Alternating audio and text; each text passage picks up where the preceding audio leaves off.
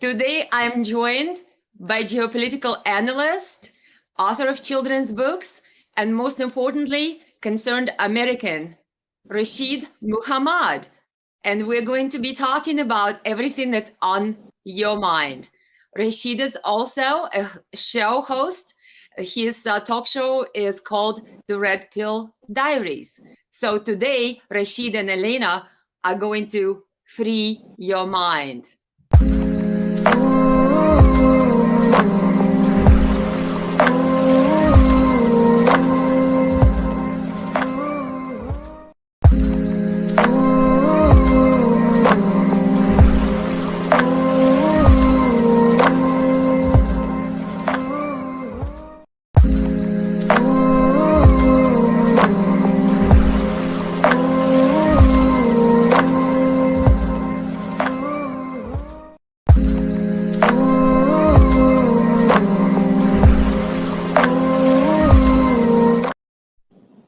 Well, hello, my favorite people. How is everyone today? I'm excited to present you my amazing guest today, Rasheed Muhammad. Hi, Rasheed. Hello, how are you doing today? Great, great. Everybody who is watching on Facebook, on YouTube, I am even streaming to Rumble today for the first time. If there is anybody's watching me on Rumble, shout out to you guys. Type in what countries you're watching from. Type in what time is in your countries. If you're watching from United States, write in what state you're watching from. And Rasheed and I are going to discuss several different topics. I hope you guys enjoy it. And then please also type comments and questions if you have some for Rasheed and me, and both of us can tackle those. So we will get back to them a little bit later. But first, type in where you're watching from, what country, and what time is out there where you're at, and enjoy the show. Well, hello, Rasheed. As I introduced you, you're a geopolitical analyst. You also are the talk show host called The Red Pill Diaries. Yes, so that's why I called our stream Free Your Mind. I like that. I like to play on words and everything. I'm honored to be here, but at the same time, my heart, it's heavy because of the issues that we have to talk about. They're so serious, and most people don't get how serious the political and geopolitical and economic environment is. And it seems like common sense is not so. Yeah, common sense is not so common anymore. You're right. Rasheed, tell us a little bit your life story. How did you become concerned American citizen who actually talks about these issues and who actually brings people's attention to what we have going on domestically and what we have going on globally, the issues that we are facing? Because most Americans are going about their day. I see them at the grocery store. Nobody wants to talk about anything. Nobody wants to say hello. God forbid anybody brings any subject about current events or Ukraine or Russia or politics. People are like looking like the deer in the headlights. How did you travel this road to actually becoming awake American citizen who actually cares about what's happening in our country? Well, it's crazy because it goes back to when I was a little kid. My mom, she talks about it now. She says, you were the only little kid that would watch the news and I would see what was going on. And it took, like, it would enrage me at certain events that were taking place. And I was wondering why people wouldn't address them or why it didn't touch them the way it touched me. And as I grew up, I had a mentor by the name of Saladin. And he would teach me geopolitical things, and he would always make me read books and look at documentaries and World War II things, all of this, the black and white historical documentaries. And I guess that translated into being concerned about what you see going on, because I believe a lot of us, the reason people are caught in the matrix is because they are overwhelmed with their daily lives, and some people prefer illusion to despair, because to awaken to the reality of what's going on, the corruption of the political system, economic system, that's a lot for a lot of people to handle, and they would rather just take their blue pill and just live in fantasy world, you know. So me, I want to know, and I want to know why, and that was one of my biggest reasons into getting into. I didn't try to become a geopolitical analyst.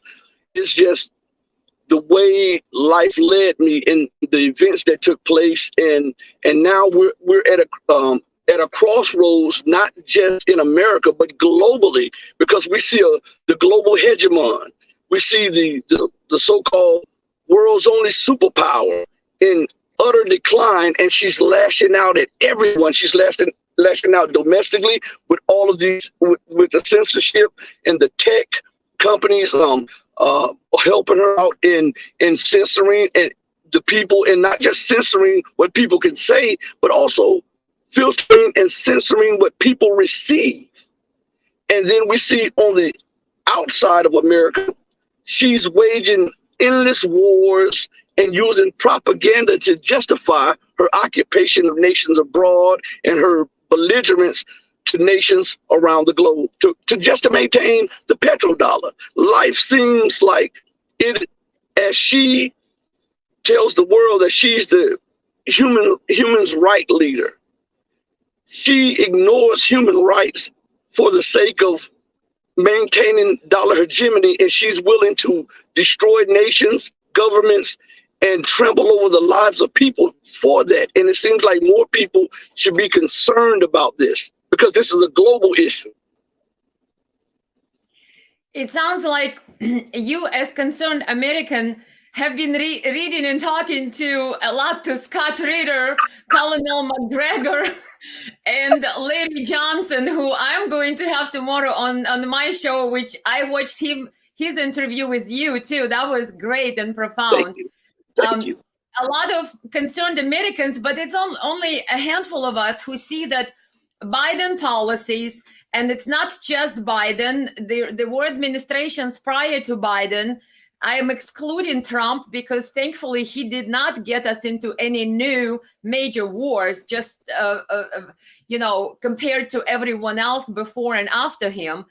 But what I'm seeing is these policies that we have, the foreign policy, the fact that we're sending and committing ourselves about $140 billion to Ukraine, the country we do not even have a border with, while our own border is being invaded by illegal immigrants, bringing all kinds of problems into our country.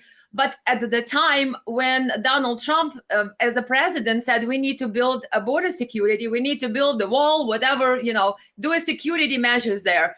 It was a $5 billion bill, and then Pelosi and Democrats, and of course some turncoat Republicans, I'm sure, because we know a couple of them are still there, like Lindsey Graham, that advocates for war in Ukraine and wants Ukraine to fight till the last Ukrainian person. They all screamed that $5 billion, that was insane. That was too much. So $5 billion to protect our border, American border, is too much. We can't do it. But shell out $150 billion to the corrupt Zelensky regime and government in Ukraine, that's all right.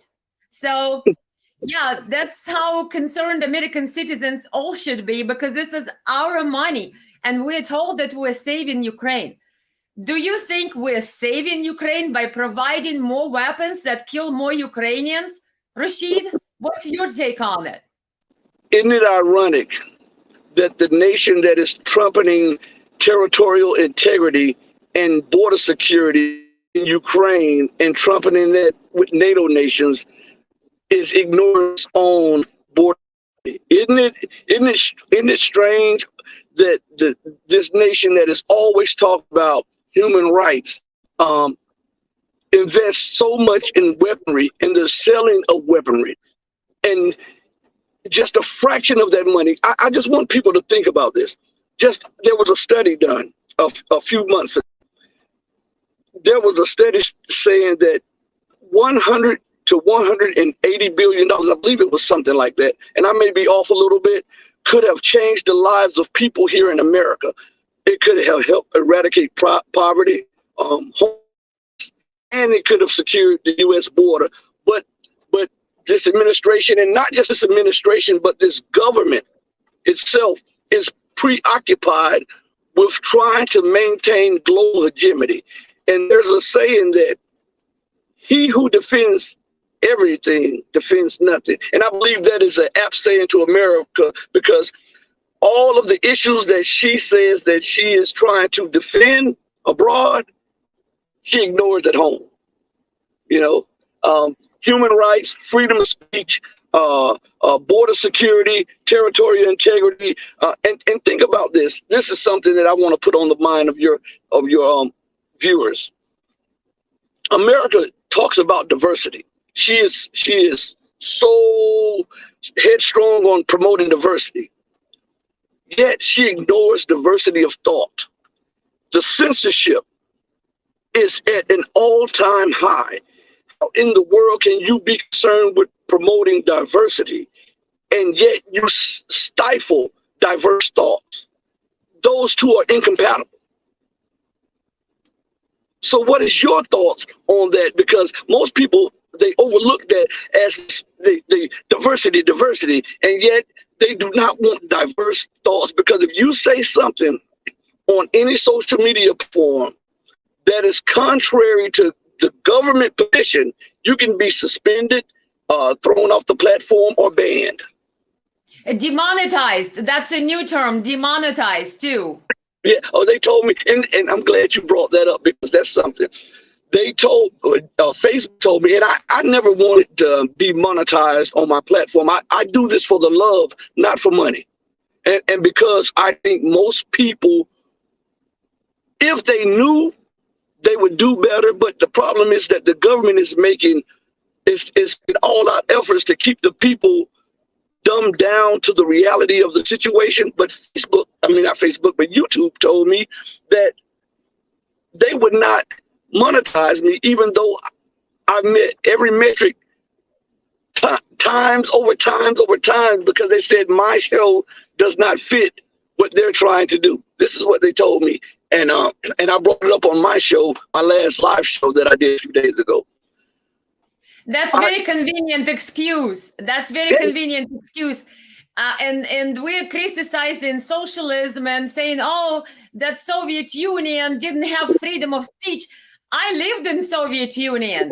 I know what it was like. Yeah. And we're saying we're some kind of democracy or republic. Obama says we're a democracy. I insist we're a republic, right? But with that said, we have Constitution. Our free speech in First Amendment is protected, but it's not seem to be protected from big tech censorship. And it's not just censorship. They're actually basically trampling over our rights. When they can pick if your thoughts, your content on your show is worthy of the money, but another person's thoughts and not worthy of monetization or the money, and that means that they're already against your constitutional rights of free speech. That's how I see it. And I don't know if anybody else, type your comments what you guys think, because if we are on some of these platforms, they seem to have built their government on top of government, and they're not following Constitution and our rights. They just have their policies, and then they have their agendas. So if you don't fit on their agenda, your constitutional rights do not exist on this platform. Your free speech is stifled. Remember Twitter files, the Matt Taibbi? I read last night when Musk bought Twitter for what, 44 billion. Then they had this Twitter leak that Matt Taibbi, I guess one of the guys who worked with or for Twitter and Musk, whatnot at that time, he leaked some of the documents, and now Congress made this committee on weaponization of government. Jim Jordan, a Republican, is heading that committee. And so they have all these executives from Twitter and other social media big tech testify on this, but they had met Taibbi testify. I read his testimony, and he said that Google, Twitter, Facebook, what is it, in some other big techs that he mentioned, they all have back channels to the government and government organizations. Read that. I mean, Google the Matt Taibbi testimony statement. And so the government gives them the spreadsheets and the lists and tells them that's Matt Taibbi's testimony, everybody. Google it up in Congress.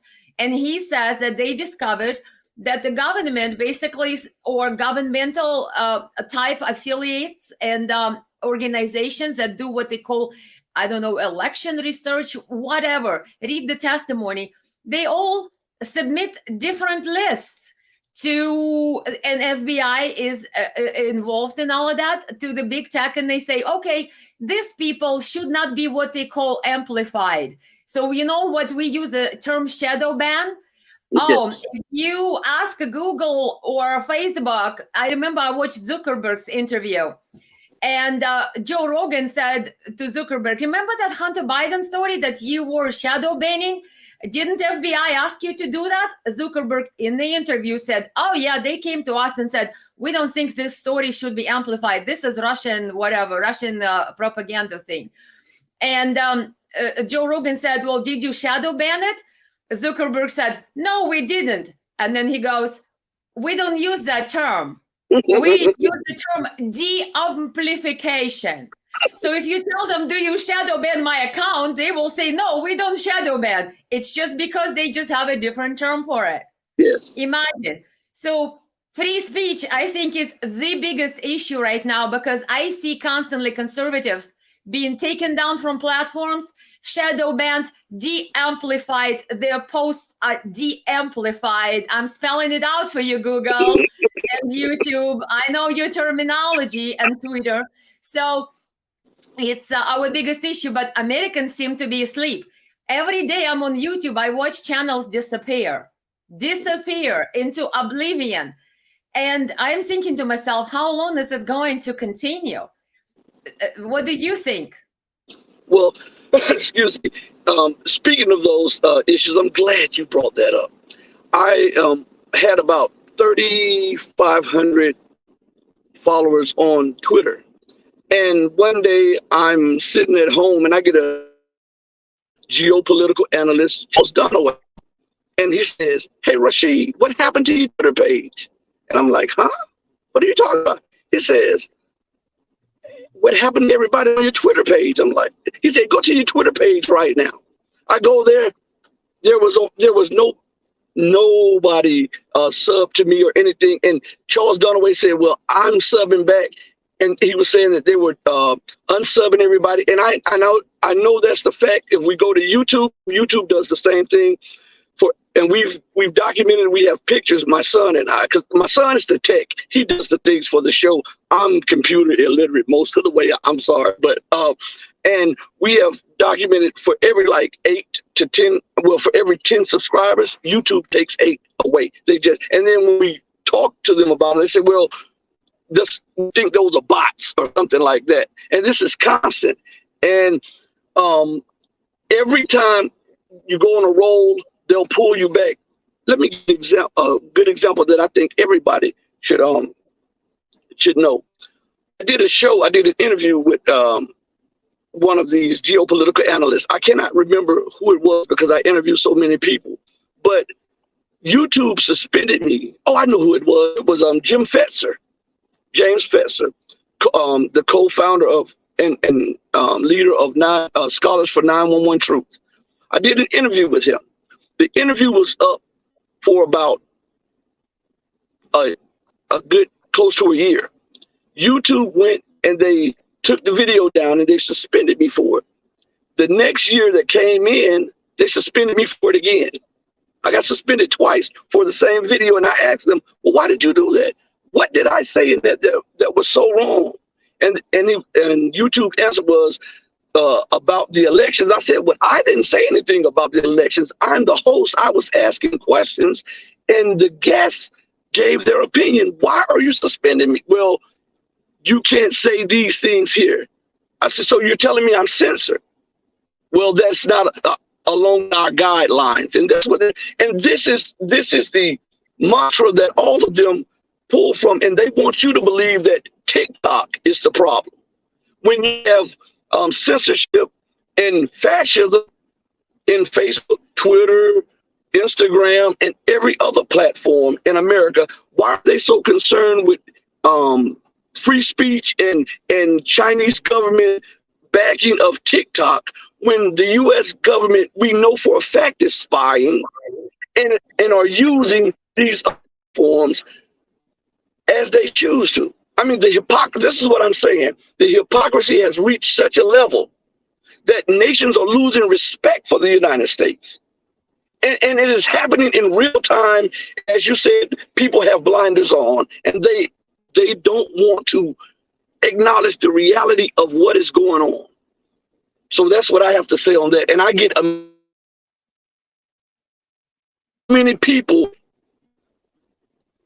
who refuse to acknowledge these things. They want to believe in fantasy world. I call it Star world of the politics of up is down, down is up, and in is out, and out is in. Everything is the reverse. When in reality, if they sit down and look at things as they are, it may be a hard pill to swallow, but it's the best pill to swallow, reality, instead of this Walt Disney politics that they believe in. Go ahead. I know you have something to say, but I'm sorry, everyone, when we're talking about how the censorship is, this is not just me. This is across the board, and it is stifling conversations that I think that are needed in a productive society. Let me say this, and I'll shut up because I'm running on about this, but this is dear to my heart, as you all can see. The government, and it happens in all the administrations, but specifically, let's talk about this one. They believe that by keeping the people ignorant, they are doing a benefit to America so that they can push their policies, their domestic policies, which are fascists, and their global policies, which are hegemonic. They don't realize that, yes, you may be able to push these policies for a near gain, but at what cost? Because if you look at it, an uninformed, ignorant constituent or a citizenry is no way for a progressive society to be if you keep the people dumbed down. What about the scholars of tomorrow, the doctors, the lawyers, the politicians, everything? You're dumbing down your future leaders. And for what? For some stupid gains for today that are fleeting at best? What they're doing, they're bringing down America in every way, shape, and form possible through nearsighted policies. You're right, Rasheed. You have to have a dialogue, debate, and discussion in order to progress as a civilization, as a society, as a country. That's how research is done. You know, one scientist or one scholar, you know, comes to this conclusion, another one comes to this, and through the debate, dialogue, and discussion, they come up to the higher level of learning, and therefore they can discover more things. They can learn the truth. But if there is no dialogue, there is no debate, how can we even have anything to do with what we call constitutional rights or free speech, or what Pelosi likes to say, democracy? What democracy? It's when what you, Pelosi, say, it's okay, and you get money for it on YouTube. But when Rasheed says what it's on his mind, he gets demonetized. He cannot get paid on his channel for his work just because of his thoughts, or even whatever the talk show guest says on his talk show, which are not even his own thoughts, and he cannot even share that. So this is total, I think, total annihilation of American freedom. It's total annihilation and erosion of our society, because it's no surprise that the First Amendment is first, correct? That's right. That's It's right. not the last, it's the first. Means if we don't have free speech, if we cannot post something on the social media, and they're breaking our constitutional rights by removing the posts, taking down people, de-amplifying the posts, read shadow banning by making sure that nobody sees the post. Yeah, I see what they do. I see sometimes I'll post something on the Facebook and I will get 100,000 views on my Facebook page. And the other time I'll post something. In fact, that post is still there. In 9 days, it was 500 views. And like you said, I watch my statistics. I get about, on the average, 1,000 views per hour. This post had 200 views in about 3 days and about 500 views in 9 days. I mean, they're making it obvious. And they're making the same to my personal Facebook page. I can't even post anything anymore on my personal Facebook page. I will get 5 views down there. Imagine that. So that's how nicely they do this. And what we need to do, I've made some phone calls because we're not going to pretend that Matrix doesn't exist, right? But we're going to try to fight back. I made some phone calls, and I encourage everybody who is watching this, who have experienced censorship, who have experienced violation of your constitutional rights of free speech on either the platform that you're on or whatever you're doing. If you're writing something, speaking something, give a call to Jim Jordan. He is a United States congressman who is now heading the committee that is holding hearings for the last several weeks. I don't know if they've resumed, but I think they're still working on it, on weaponization of government against Americans. That committee is in United States Congress. Jim Jordan's phone number, you can Google it up and find it, and send him a voicemail, send him an email. Also send an email to Matt Gaetz. He is a Republican who is also concerned with a variety of issues that are impeding and infringing on our constitutional rights. Let's do something about it. Everybody who is concerned with censorship, let's make that phone of Jim Jordan's office ring. Let's make his email light up like a Christmas tree and tell him, Jim, we need your help. The tech is out of control. They're stifling our free speech. They're de-amplifying our posts to make sure that our speech cannot reach as many people as somebody else who aligns with their agenda.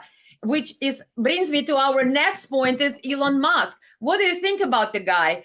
What shocked me about Musk when he bought Twitter, he said something like, "Oh, I will make Twitter better. Look, they were doing these things behind the scenes, sort of stifling conservative speech. But I'm such a great new boss." Well, then he came out and said, and I quote, "Freedom of speech doesn't equal freedom of reach." Can you believe that? Well, He said that. Yeah, you can post something on Twitter, but we will make sure it doesn't reach as many people. What the heck is that? I figured I've been saying this for a long time. Even when more alternative media sites were praising Elon Musk, I never bought into the thing. I never drank Kool-Aid, as they say, because to ascend to a position like that into hundreds of billions of dollars, you have to be compromised in some way. You have to be, because you have to give so much of yourself to accomplish that.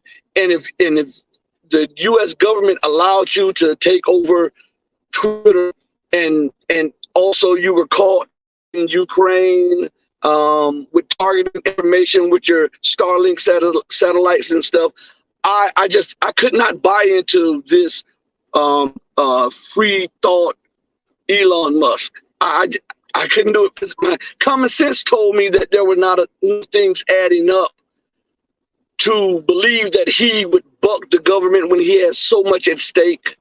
He has these contracts with government for Starlinks. He has to go before these hearings if he did, because remember that he was being threatened by some of the the congressmen to bring him before Congress. All of that dissipated. Even Biden said something, yeah. Mm-hmm. All of that dissipated.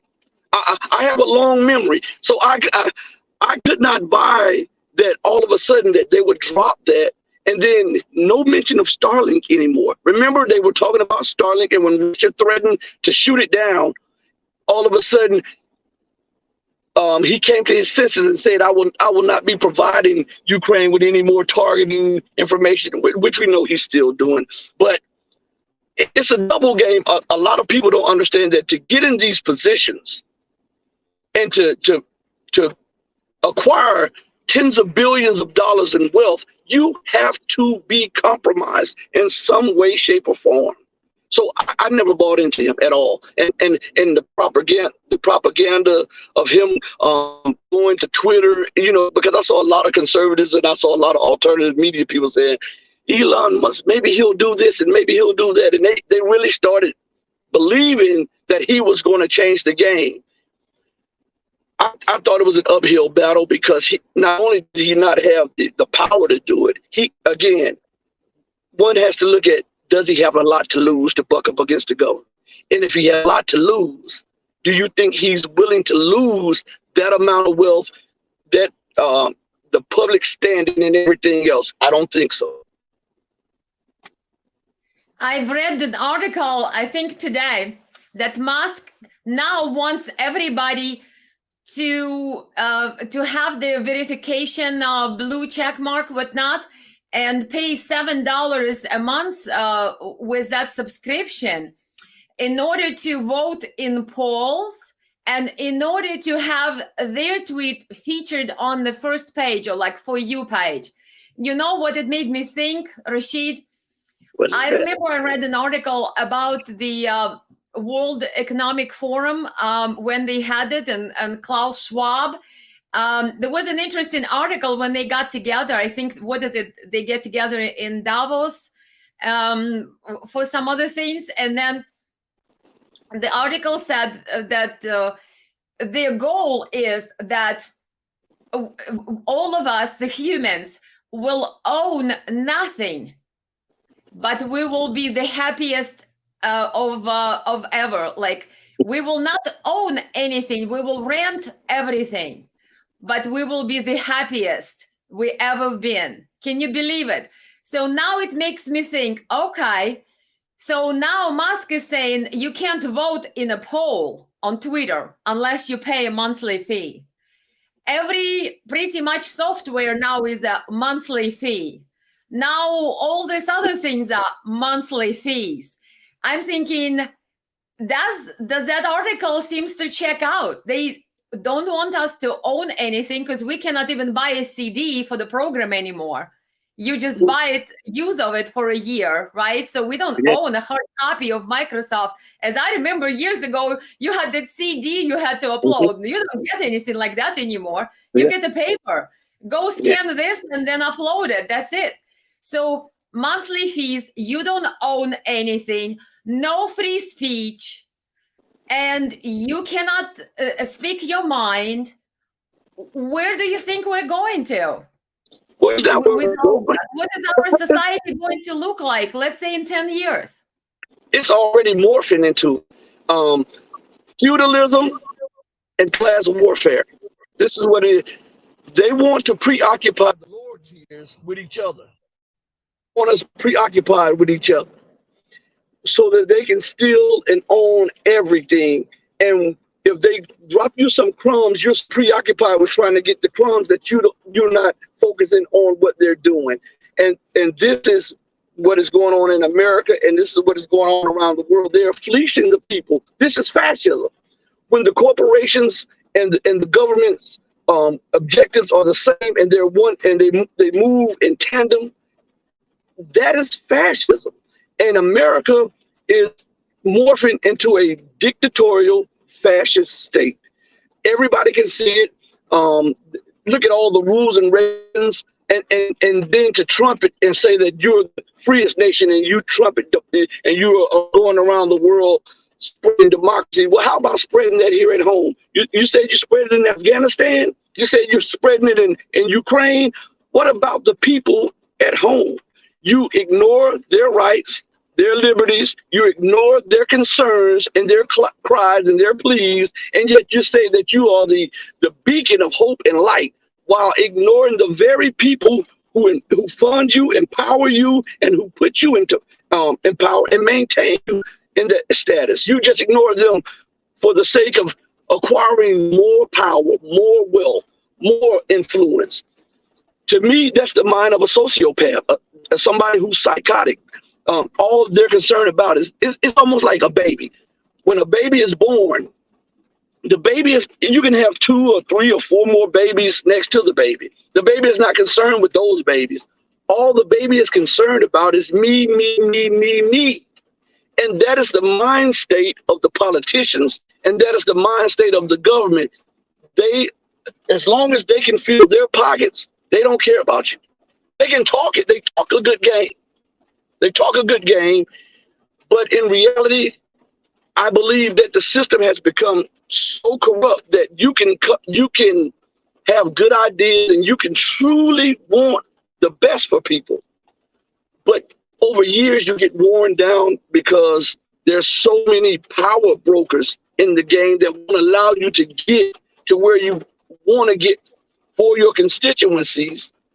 And you have to compromise here to get something over here. It's a game. The whole system is a game. And a lot of people are getting frustrated at the bottom. And I think this will lead to revolution. I believe that with you blatantly ignoring the security of the people here at home, growing poverty, growing homelessness, food insecurity, all of this stuff is a recipe for chaos and revolution, especially when the government is blatant and in your face and contempt to you by finding 100 billion here and 100 billion there for wars, for weapons, and for other nations. But when you plead, listen, I can't pay my mortgage, I can't pay my car note, I want to work, I want to do this, but I can't. I think all of that is a sign, and I don't think this is 10 years down the line, because I'm out in the public all the time, and I hear conversations, and I talk to people, and they are so fed up and so frustrated that I believe they're this close to revolution. And I think the slightest event can bring that revolution into play. And I'm not advocating revolution, violent revolution. I'm not advocating. I'm just telling you what I hear and what I see that's bubbling underneath the propaganda. People are pissed. From the average Joe to the middle class to the upper class, people are pissed at the situation that they now see themselves in. Look at inflation and look at the groceries, the cost of groceries. Every time you go, it's a record-breaking new bill. And I am thinking to myself, how do people with 5 children do that? Or with 3 children, or with 2? Who need that milk every day, who need those eggs for lunches. Or like, how does anybody do, how do the seniors do it? How do our elderly do this? Because their fixed income, it did not grow, but everything else, the taxes are up. I saw the housing market, now they have adjustments for inflation is about 5% a year. So everyone's property taxes are up this year. Now inflation, the groceries are up, the gas bill, the energy costs. Let's talk about energy costs. Everything is up. How do the people on fixed income, how long can they survive on this? Is Biden concerned? Is Congress concerned? Is anyone concerned? So you're right, whether people like it or not, but what observation seems to show that people are on the brink. And the slightest event could trigger a very much of a domino effect that could really lead us into someplace we don't want to be. Mm-hmm. We don't want to be like Ukraine, having some type of turmoil, but we just never know. We just never know with the domestic issues that we're having and the Biden's policies. Who knows? Maybe a North Korean guy will decide to send us one of his missiles one day. What do you think about nuclear war prospects with either Russia, North Korea, or China? What are we doing with those guys? Let's talk about global politics. Yes, yes. I want to talk about I'm going to answer your question, but I want to go back to something you were talking about the food prices. And it sparked a thought to me about 5 years ago in Florida, and I'm in the panhandle of Florida. You could get 3-4 dozen eggs for $1. I'm serious. 5 years ago, it is $16.85 for 18 eggs, and this is outrageous. And people are boiling. You can hear the conversation in the stores. Now, I had to say that because that was something that I left out. Now, on this global situation, I tell people this. I give them examples. Let's say, for instance, I'm in Florida. You're in where you are. Now, Michigan here. Okay. I'm trying to tell you in Michigan what you can and cannot do. And I send my children to sit on your doorsteps with guns. And if you move against that, then I'm saying that you're belligerent. I'm saying that you are aggressive. Now, I'm, 10 or 15 states away from you, right? And what's going on in that state domestically is of no concern to me, but I'm trying to dictate to you on your front porch what you can and cannot do. How do you think that you would react to something like that?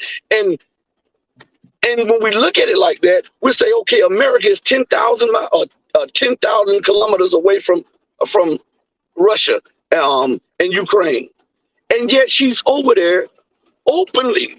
This is nothing covertly. She's openly supplying money, weapons, and trainings on the border and turning two Slavic brothers against each other. Ukrainians and Russians are pretty much the same people. And she's turning them against each other in the blood that is shed, all to try to weaken Russia so that she can keep her hegemonic position globally. People should be outraged, and they are. Listen, it's not that people are not. They are outraged, and it's starting to build. And you can see it because the tide is turning where the people would just accept the propaganda from the propaganda machines, CBS, CNN, Fox News, NBC, CNBC, all of and even a lot of so-called alternative media. People are now no longer just accepting this stuff face value because the anger issue, they're saying, how can you focus over there when there's crime in the city? You can't go to your gas station without taking a gun with you, but for fear of somebody robbing you or killing you or raping you or assaulting you. But yet you're talking about keeping the security of a nation that is 10,000 miles away that you really have no history with. And you're trying to keep them from brotherly brotherhood and sisterhood with people who are right at their doorstep, who some consider as one and the same, and they have a history together. What most people should understand is that Russia has patience. We all have patience, but we also know that everybody's patience has a limit, and you cannot continue to do this. Everybody's belligerent. See, this is something that I'm going to get in a little trouble with, because I have a no holds bars mindset, and I tell it like I see it, and I don't do it to appease anyone. I do it because this is right. America is on North Korea's doorstep. America is on Russia's doorstep. America is on China's doorstep, and yet she keeps her own doors wide open for an influx of people from the South to come in. But she's not concerned with that. She's concerned with North Korea. She's concerned with Russia. She's concerned with China. Her policies are not adding up and making sense. If she continues to do these things, what else can you expect but war? People will not let you just come on their doorstep and hold their children and their families hostage. because you have a nuclear weapon. There's an old saying that I would rather die on my feet than live on my knees. The North Koreans are proving that with America's, all of her sanctions. It still has not stopped their technological growth in nuclear armament and military armament. They are preparing for the eventuality of war with America. The Russians have been preparing for the eventuality of war because they understand that America does not stop. She continues, and she may pause. Look what she did with the Donbass. She paused until she could get a more favorable position, and then she started right back up. She does not pause because the people who are running America are insane. The people, Joe Biden is insane. The National Security Advisor, he's insane. Victoria Nuland is insane. Blinken, they are insane. And how do we know? Because of their policies. All one has to do is look at the policies. And this stuff is alienating the world and forcing the world to move off of the dollar. Let me say this to you. Every action, according to science, has an equal or greater reaction. America's actions, her hegemonic moves in Africa, in Latin America, in Eastern Europe, in Eurasia, in Asia proper, has caused herself to be alienated from these nations, and they're moving away from her dollar. This forced America to now double down on insane, failed policies. Where do you think that's going to lead us? To war. Because America wants to maintain dollar hegemony at all costs. She has already publicly said that she's preparing for open war with China in the Asia Pacific by 2025. Her military has done between 18 and 26 studies that's saying that not only does America lose against China in the Asia Pacific, but each time they war game the situation, she lost, and she lost more devastatingly and more quickly. Yet they're still preparing for war. Is that not insanity?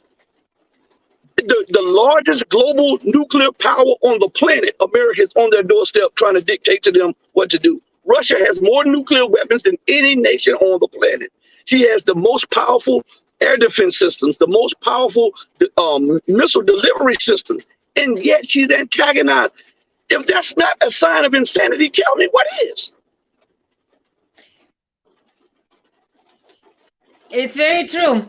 I'm glad you brought it up because people think that, oh, you know, we can do something to Russia and we can nuke Russia because now Biden in, I believe, 2022, don't quote me on that, go guys check on it, or 2021, one of these, probably in April, he changed our United States nuclear posture.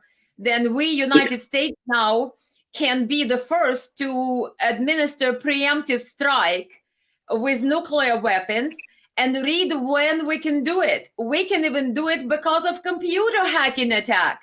Nobody even has to attack us with anything. If there is a computer or some type of a security attack on United States, which could be even a cyber security event or whatnot, then the weapons of nuclear destruction could be unleashed.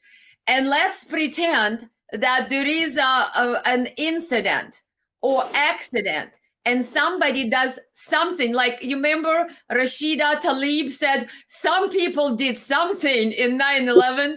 And then, let's say some people did something, and then somebody looks into this computer security and says, oh my gosh, there is a breach. Oh yeah, this must be Russians. Let's launch the nukes. Well, people think, well, good riddance, you know, we'll get rid of Russians. Not so fast. Russia has what they call a dead hand system. Yes. Yes. That means if Russia is ever attacked with this nuclear, if they see that strike, even if Russia is, every commander is dead, automatically the machines, the computers start generating the code and it starts flying at all the targets preset, even if all Russians are dead. The system takes over. It's called dead hand. Are we going to pick the fight with Russia? And we want to, and what I say, Biden cannot wait to shake Putin's dead hand. You know, you know, on that subject, think about this. Russia has facilities already built up, underground facilities for citizens.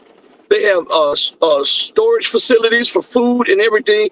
They have the S-300, the S-400, the S-350, the S-500, the S-550, and now they're about to induct the S-600. And these things are dealing with ballistic missiles, cruise missiles, hypersonic missiles. The S-600 will, 500 will be dealing with the cruise missiles. I mean, the ballistic missiles. And I've talked to Larry Johnson on this matter multiple times. I've talked to Scott Ritter on this matter. Russia has the best and most advanced air defense systems on the planet. Some missiles may get through, but not many. But America has nothing equivalent to Russia's air defense system. So all of Russia's missiles will get through. Now, let us use just common sense for a minute. If only a few of your missiles get through, and Russia is roughly now 3 times the size of the United States with the acquisition of the new territories, roughly 3 times the size of the United States. And Russia has more nuclear weapons than the United States, and all of their missiles get through. Who do you think wins? I mean, America has no underground facilities for her citizenry. Russia built those things years ago. Russia has, like you said, the dead hand system. America doesn't.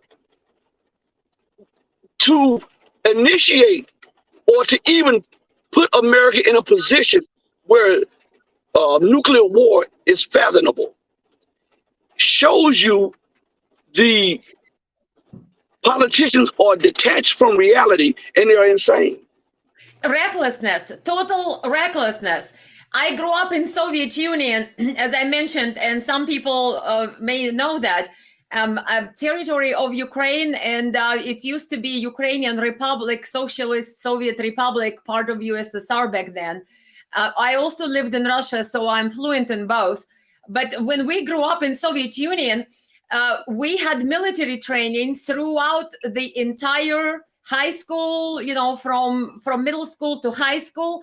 We had to take down the machine guns. We were timed. We had drills on how to survive chemical attack. We had drills on how to survive all kinds of other attacks. We were putting the gas masks on. And while I think the training is always good, that, you know, the children should be prepared for anything, on the other hand, to me, this is surreal. I thought people did away with that madness of having children live in fear of nuclear war, as we did when I grew up.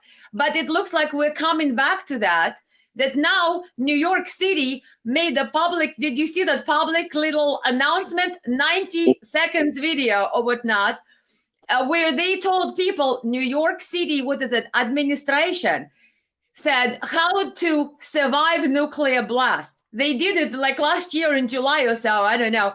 And so I'm thinking to myself, what? They're saying, well, here's nuclear blast. This is a big one. Don't ask how it hit. Just go home. Go home is a key word. Stand in the middle of the room, turn on your TV and listen for more instructions. What? I'm thinking this is surreal, and taxpayers spend money on those instructions. Scott Ritter said that if the big one, if the nuclear strike hits, everybody's getting 5,000 degree tan and we're done. Nobody's going home. Nobody's going into the middle of the room. Nobody's going to be watching the news. But I'm thinking this is, to me, madness that we pretend that we're this civilized society, that we go spread our boot of democracy, quote unquote, take over other countries and submit them to our corrupt politicians together with their corrupt politicians, like we did in Ukraine.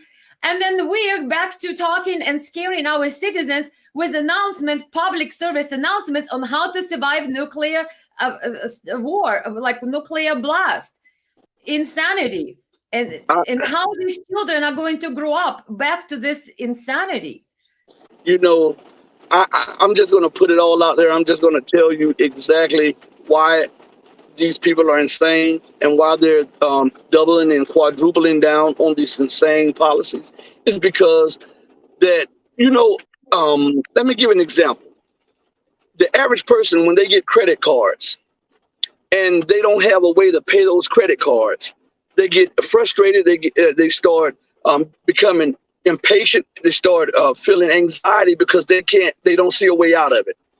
And so just say, for instance, that person sees another credit card comes to them by mistake. And they say, oh, you know what? I can't pay them off anyhow, so I'm just going to spend this too. This is what's going on. America knows that the leaders know that the position that she's in she cannot pay off the debt that is acquired. I'm talking about in 2008 or 2010, there was a professor of economics did a study at that time, said that the United States was roughly $222 trillion in debt at that time, when they were talking about $14 trillion in debt. Now, all of the economic barometers have gone south. There's more debt. There's more spending. There's more I can say fleecing the people. There's more public debt. There's more student debt. There's more all kind of living, whatever, energy debt or whatever you want to call it. There's more dollars out there. What, to me, these leaders are doing, they're saying, you know what? Let's just go for the gusto. Let's try to maintain the dollar at all costs. And if we can't maintain the dollar, let's kill everybody. Because that's the only way that this is rational to them. Think about this. How else can a person think differently if they are confronting a near peer military power in Russia that has more nuclear weapons than them, and they're antagonizing them, and then they're openly berating them and mocking them, saying that we're going to send more weapons to kill more Ukrainians and more Russians over and over. To me, there's like the leaders are saying, hey, we're going to party like it's 1999 until the lights go out. And that is the reality of what's going on. They don't see a way out of the debt crisis because they don't want to be a nation among peers. America, these leaders, they want to be that city that sitteth upon the hill, that exceptional nation. And they refuse to accept their place among other nations as equals, because then this would deprive them of their position, and this would deprive them of their influence globally.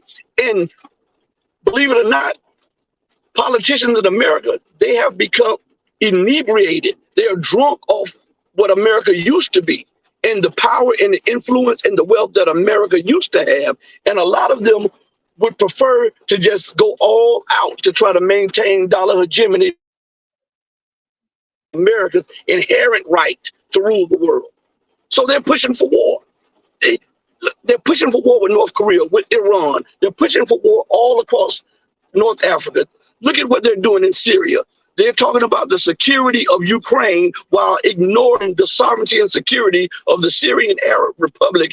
And they are occupying 1/3 of Syria and the most strategic part of Syria with the oil, the gas, the wheat, and the corn area. If you look down in the nation of Yemen, they are occupying the British, the US, and the Israelis have set up military bases on a strategic island that is owned by the Yemeni people. Not only that, the British, the Americans, and the Israelis have set up bases in the oil-rich and gas-rich areas of Yemen. Nobody is screaming about this. Nobody is talking about this. These people are crazy as hell, and unless they are removed from office, which I believe it will take a coup, and I'm not advocating coups. I have to say that on YouTube. I'm not advocating coups. I'm not trying to get her channel taken off. I'm not advocating revolution. But unless that takes place, I can't see this thing going past 2025 because the situation globally is so tense. And even though global leaders try to play it down a little bit, if you look at the government talking to their citizens and talking to each other, they pretty much put it out there. The former prime minister or president of Malaysia, he put it out there and talked about how America is driving the world towards total war because of they're mad that they are no longer the global hegemon. The Iranian nation is talking about the Venezuelan nation, the former Peruvian government saying it, Bolivia is saying it. All of these, Nigeria, South Africa, all of these nations are now moving out of the sphere of influence of America, and this is something that she can't take. She is like the bully that has bullied everybody on the playground, and now everybody has grown up to her size, and she's mad now, and she says, well, if I can't bully you, I'm taking my ball and I'm going home. That's what the politicians are doing with America. Well, remember Matt Gaetz, you brought Syria. Matt Gaetz is a Republican congressman. And, no offense to whoever is watching, it's not about, this show is not about party lines, but he just happens to be a Republican. He actually had put together the paperwork that was voted, and historically, the progressive Democrats came together with him on that to get our troops out of Syria. And Matt Gaetz said, and you see the Democrats and Republicans actually agreed, some of them. I think there was, 40 or 50? And they got together and said, listen, we're in Syria, but Congress never voted to get us into Syria. And I discussed that with Senator Black in my show too, in the interview. So basically, Matt Gaetz said, what are we doing in Syria? There was no congressional authorization for us to be in Syria. And he said, let's bring our troops back. I think it was 900 troops or something like that. And guess what? Couldn't get it through. Even though some Democrats supported him, and they historically, those people who never agree got together and say, hey, we shouldn't be there. But no, couldn't get a vote to bring our troops back. And like you said, it's all about the oil. And if somebody doesn't understand the whole entire situation and Russia and Ukraine and all these different wars, this is all about energy. This is all about gas and oil. It always has been. They're not telling us that, but we better figure it out. Look at Nord Stream. Nord Stream said goodbye. So now Russia tries to reconfigure where it sells its resources and picks its partner and shifts its focus to Asia. And so now Europe is up for grabs for our American liquefied gas. So this is kind of like working out nicely for Biden's plan when he promised before that if Russia ever crosses into Ukraine, Nord Stream will not exist. Victoria Nuland said the same thing. And when the reporter asked each one of them, how are you planning to do that? Exactly. The answer was, don't worry, we'll do it. I think Biden said it. Don't worry, we'll do it. We'll figure it out. In other words, we'll do it. So now Nord Stream doesn't exist. So the cheap Russian gas does not flow into Europe anymore. The same day that Nord Stream got blown up, the new gas pipeline opened between Norway and Poland. And then Russia gets blamed for blowing up its own billions of dollars worth investment. And we're supposed to believe that Russia is the only one who benefited from the Nord Stream, would blow its own Nord Stream just to clear up the market for our American liquefied gas. Are we insane? They're thinking that we're actually pretty stupid here in America. And then Cy Hirsch comes out with this article saying that he has some sources that indicate that Biden had something to do with that. And shortly after, the article appears in the mainstream media saying, oh, this was a yacht with some pro-Ukrainians who carried all these explosions. And then after they exploded everything, they returned the yacht. I mean, what? They think we're literally stupid. And it's going back to your Matrix theme of your show, Red Pill Diaries. Which pill are you wanted to take? Do you want to take the pill that puts you to sleep? Go ahead. But the problem is you are in that matrix that is this basically spread around you, that you don't see that you have been basically told all these lies or told all these things that you're supposed to believe just because it benefits the main narrative without any research. And then next thing you know, you don't even know what happened in Ukraine. You don't even know what Biden did in Ukraine. You don't even know what Hunter Biden did in Ukraine. You don't even know that I have a movie on some of my pages called Ukrainian Lives Matter that Ukrainian investigative journalists did about Biden's dealings in Ukraine, how he fired the prosecutor there and everything. That's a documentary made by Ukrainians. And the Ukrainians in that documentary say in the end that they say, we do not want to be monkeys in Biden's cage. That's Ukrainian saying. But we Americans, by believing the mainstream narrative, thinking that we somehow are helping Ukraine. No, we're just promoting corruption there and oppression. And we're sending weapons so more Ukrainians would die. But the mainstream matrix wants us to believe that we're doing great things to Ukraine. Like we're saving Ukraine. Look at how many graves are there. Look how many more people are dying every day. And the Putin always said, and I'm not in the Putin's fan club, just in case somebody would like to say that I'm some kind of a Putin's fan club. No, I'm American. I am an America First fan club. Let's put it clear. But with that said, they want you to believe that it's Putin who doesn't want to negotiate. Putin said from all these years, they had Minsk agreements that was supposed to be ceasefire, that was supposed to be implemented between Ukraine and the Eastern Ukraine, the people who protested that violent militarized coup in Ukraine in 2014. But those Minsk agreements were never implemented by Ukraine. Now, Russia had to enter as the Donbass, Eastern Ukraine, former region, ask them to come and supply them with some help and recognize their independence because Ukraine was preparing assault on that region. And then Russia stepped in. Again, not a Putin fan club here. Do your research, but I'm just stating you the events of what happened. And then Putin kept saying, let's start doing the Minsk agreement. Why is Ukraine not doing Minsk agreement? Okay, now there's people asking me to come in. Putin said, I believe it was December 21st.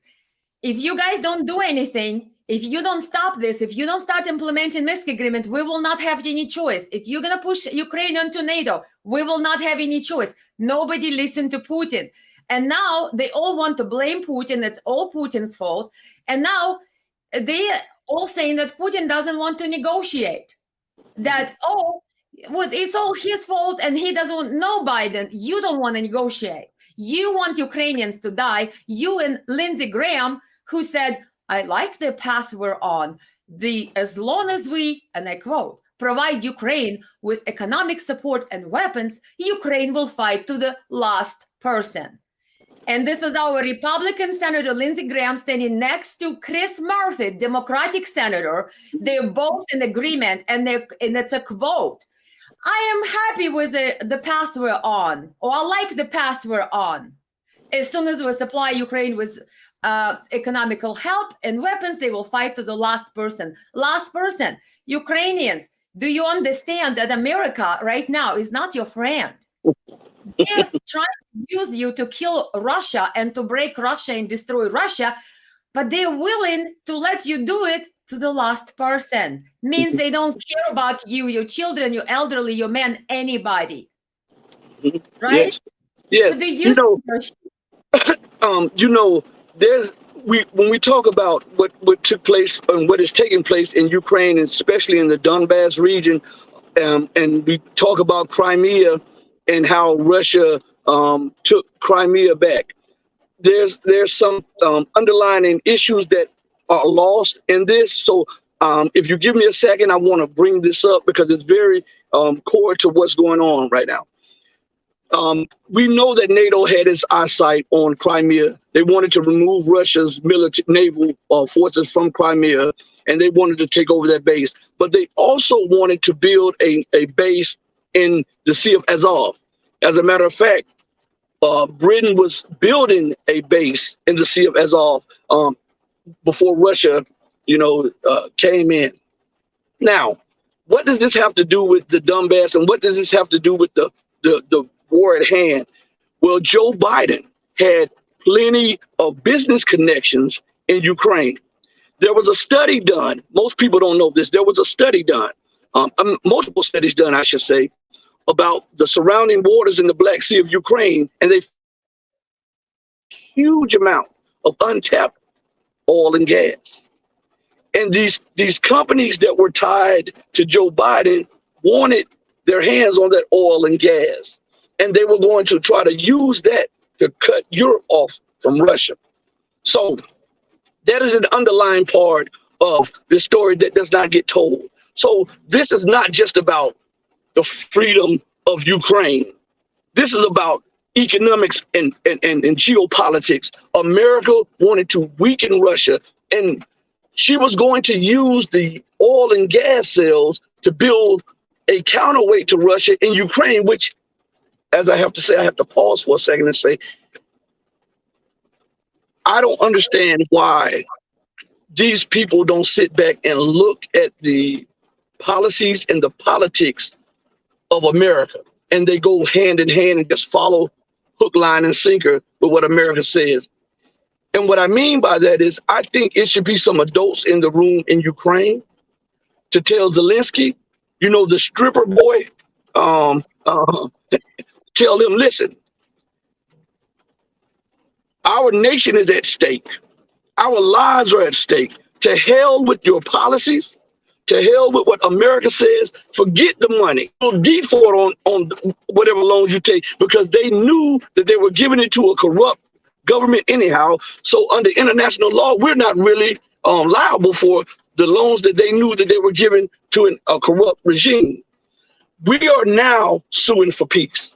We have more in common with Russia than we do with U.S. We have more in common with Russia than we do with most European nations. So why shouldn't we sue for peace when Russia is offering an extended hand, saying, listen, stop fighting, let's negotiate, let's do this.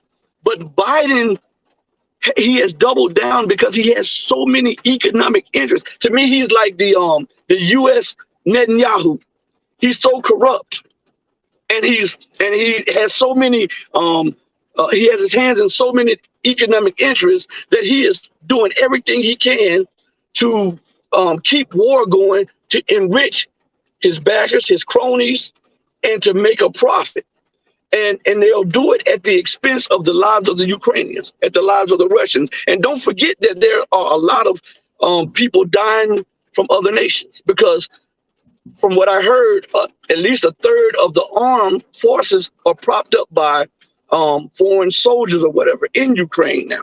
So for those people who don't understand, this is more than just trying to weaken Russia, which that is the major part, but it is also about getting their hands on the untapped oil and gas reserves that lie off the coast of Ukraine. And remember, the first thing that the United States did, this gets left out. The first thing that the United States did when they went into Ukraine, they stole the gold. They took Ukrainian gold out. The same way they did in Libya, the same way they did in something like that. It seems like it's been a while back. I did read something about that. Yes, they took the gold. They took Ukrainian gold. That's what they do when they go in nations. When they went into Iraq, that's the first thing they did. They secured the oil fields and the central banks so that and even though they knew that Iraq would take a financial loss because Iraq was on the euro and not the dollar, they switched it back to the dollar, and then they took the gold out of Iraq. So Iraq had no gold reserves anymore. The same happened to Libya. Libya had $300 to $400 billion in gold being held around the world, and about $300 billion in currency reserves. And all of that disappeared when they killed Gaddafi. So not only are they in there for gas and oil and to weaken Russia, but they're also in there to keep the dollar propped up, because you need gold. Banks don't settle debts with dollars. Banks settle bank-to-bank debt with gold. And if they don't keep acquiring gold some way, somehow, when it's time for them to settle debt, then they will be found out to have no gold. And that is one of the main reasons why. Look at what Britain did. Britain stole Venezuela's gold. And Britain stole Germany's gold. Would not give Germany back her gold. And they're supposed to be NATO and European allies. So well, nobody knows where the Russian gold is. The Tsarist Russia. yeah, After that, yeah, nobody even knows where that gold is. Yeah, maybe in London someplace. Who knows? well, Yep. I doubt if it's in London. I think it may be over in China because a few years ago, and I don't know if you can still Google this, but you used to can Google this. There was a bank-to-bank settlement, and the people who were getting these pallet loads of bullion. They decided they got a message from someone, and then whoever called them told them to check the bullion, and they drilled in the bullion, and this far in the bullion, they found that it was tungsten and not gold. It was clad with gold.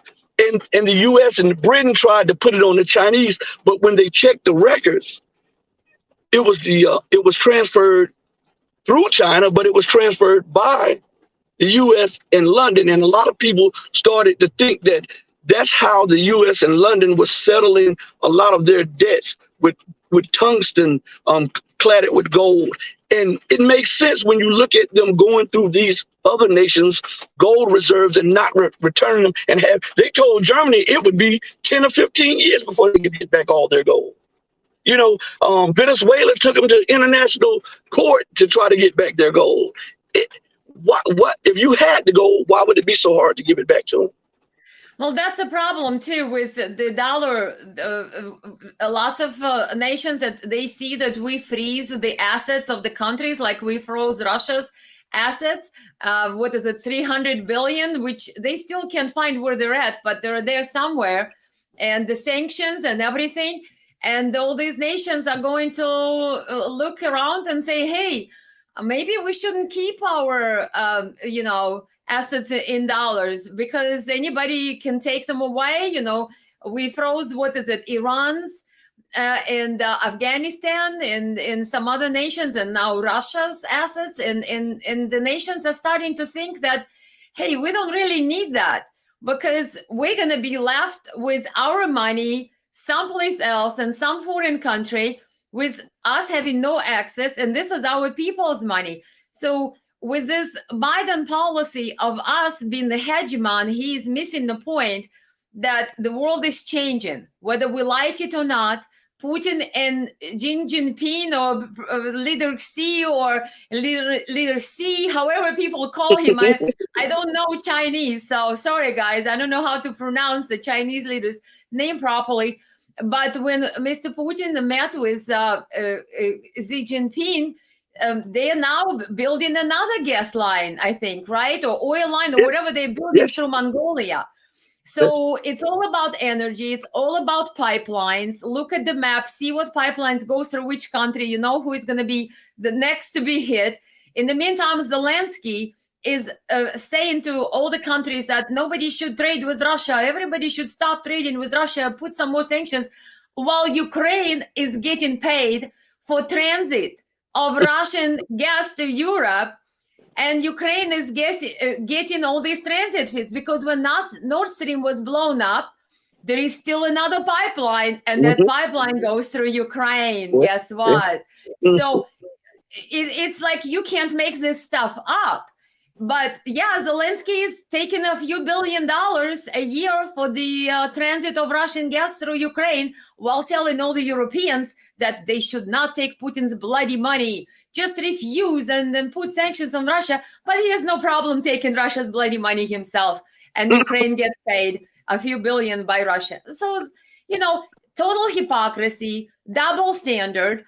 And now the unintended consequence with all of that is that China now becomes what it looks like a leader of the world, like Biden. Who wants to talk to Biden? Nobody. After Putin and the Chinese leader met, they were expecting the Chinese leader was going to call Zelensky or call Biden. Last I've heard, Biden wants to talk. Nobody wants to talk with Biden or Zelensky in China. So then everybody wants to do peace deals with China. China recently brokered the peace between Saudis in Iran. Did you see that? That Yeah. Saudis and Iran now are going to have some kind of diplomatic relations restored, which they didn't have for years, and it was due to China. Now, China proposed a 12-point peace plan for Russia and Ukraine. Again, China, Biden, hello, are you watching? So we, United States, supposed to be this, I don't know, peace beacon, freedom beacon, something else beacon. Nobody's even asking our opinion anymore. China just goes, meets with everybody, brokers peace deals, restores people's diplomatic relations, and then Biden is where? Where's America? That's the sign. So that hegemony is in Biden's head. And reality is, the more we try to forcibly assert our hegemony, the more other people turn away and say, wait a minute, we're going to get along just fine without your bullying here. And looks like an emergence of a real true leader, the balanced leader, the leader who is responsible and not reckless to go around the world and pick the fights with nuclear nations like our, dear Mr. Biden does. It seems like his policy in the last year, he got us into war. What? So in the absence of the leader who is balanced, who is emerging? China. What? Didn't you say that China is danger, that we're supposed to be like pushing China back and, like China is too scary to, they may be becoming too strong? What you did, you made China even stronger. It's like make China great again. You know what I mean? It's a new slogan of Biden. He should put on his campaign. What do you think about it? I want to go back to something you said about them stealing Russia's reserves. I believe that was a masterstroke by Vladimir Putin, and let me tell you why. Because Vladimir Putin he's one of the best statesmen globally. Period. He's a very intelligent, very articulate, and thorough leader. He just doesn't even Trump agrees with your statement. Trump acknowledged the same thing. You don't have to like somebody or love somebody in order to acknowledge that they're definitely not stupid or dumb, as Biden would like, or mainstream media wants to portray. Putin is crazy. Putin is dying. He's on his last leg. Well, if you underestimate your competition, that's where China comes in, right? Go ahead. Sorry, interrupted you. No, so Putin you said something about Putin. Yeah, I believe he did that purposely, because after 2014, if you notice, China and Russia's gold buying spree just took off. I mean, Russia mines a lot of gold. China mines a lot of gold. As a matter of fact, in China, they don't even, I think it's against the law for the gold to be sold outside of China. So it goes through the Shanghai Gold Exchange and the Hong Kong Exchange, and also. But I believe that Russia was backing up a lot of their foreign currency reserves with commodities. And they knew that, and this is just my opinion because I'm looking at the whole situation. They knew that America was prone to sanctioning. They knew that the EU had no autonomy. They followed hook, line, and sinker wherever America did. So if we're going to give Putin his credit for being a good statesman, we should also understand that he knew that Russia's assets weren't safe there. But listen to this. If he would have withdrawn the assets, we wouldn't be where we are today. The world would not be moving off of the dollar. So he used America's intransigence and America's arrogance against her. That's a judo throw. That's a judo throw. He allowed America to brag and boast. We will seize $350 billion of Russia's assets. And so people started looking, well, Russia is the largest nuclear power on the planet. Russia is a huge country, the largest in the world. Russia has all of these things going for it.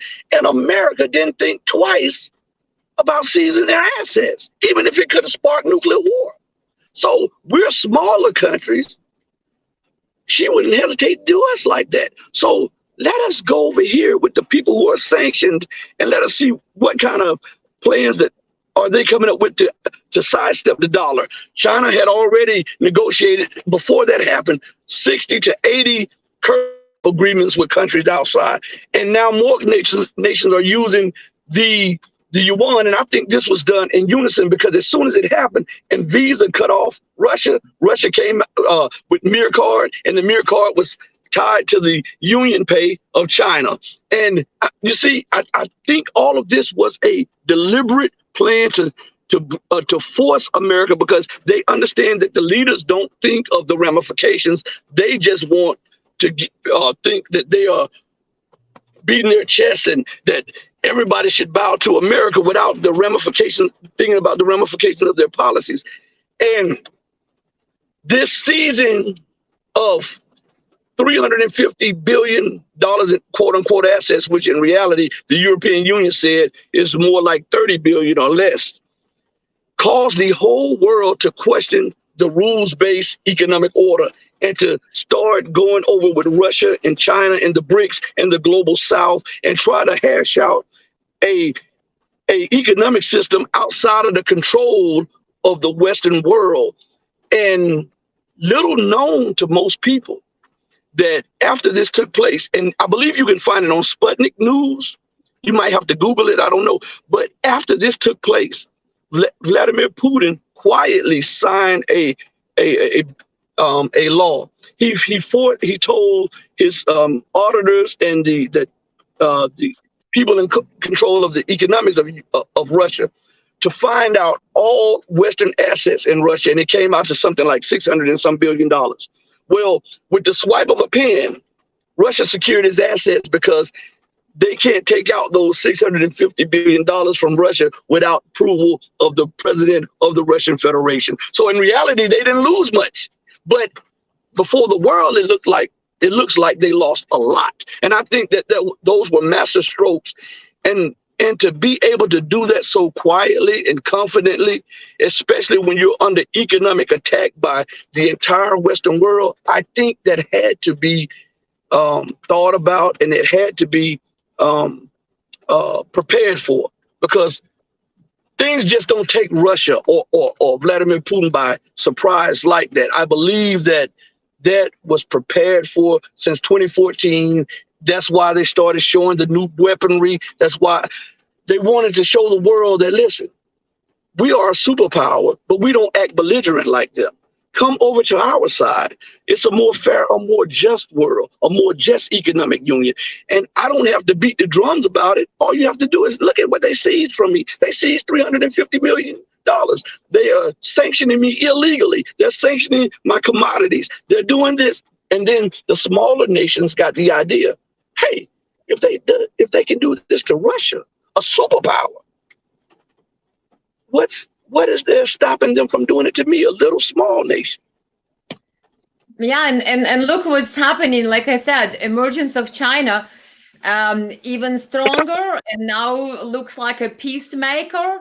And now I think Honduras, wasn't it Honduras the other day, yes, who rescinded its recognition for Taiwan or something like that. Yes. So, and there were some other countries that did as well. So with our Biden policies and the way we present and assert ourselves in the world, while our own banks are being running down, remember Silicon Valley Bank and all this other stuff, and I'm sure there is more on the way.